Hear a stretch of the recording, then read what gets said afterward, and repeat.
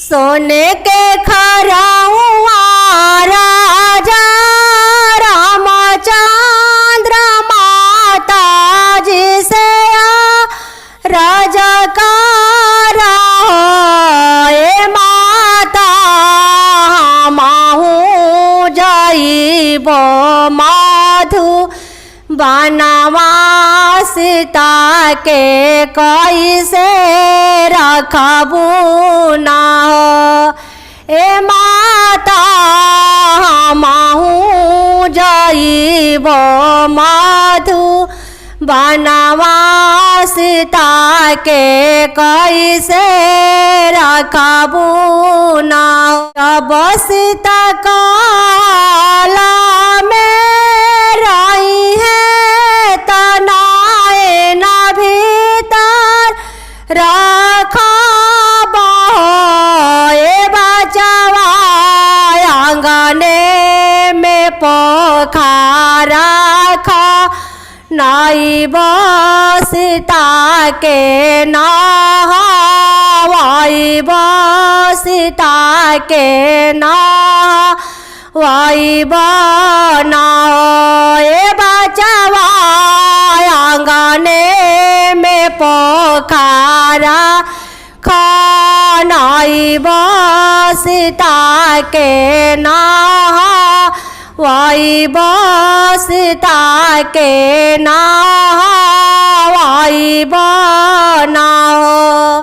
केवड़नी बोलेली सीता दे सुनी राजा रामचंद्र ए रामचंद्र बिना रे के मोट के नैया कहाँ रे जाके लगी है कहाँ रे जाके लगी है ना हो।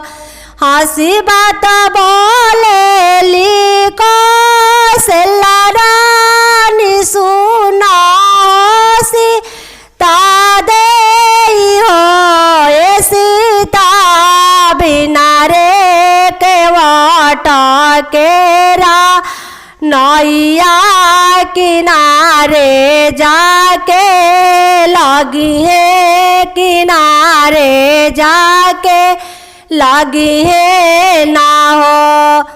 केवड़नी बोलेली सीता दे सुनिए कौशल्या सासु ये सासु बिना रे पुरुष के रियावा कहाँ रे जाके रही है कहाँ रे जाके रही है ना हो। हंसी बात बोलेली कौशल्या रानी सुना ए सीता दे सुना ए सीता दे हो ए सीता बिना रे पुरुष के तिरियावा नैहरवा जाके रही है नैहरवा जाके रही है ना हो। ए सीता बिना रे पुरुष के तिरियावा नैहरवा जाके रही है नैहरवा जाके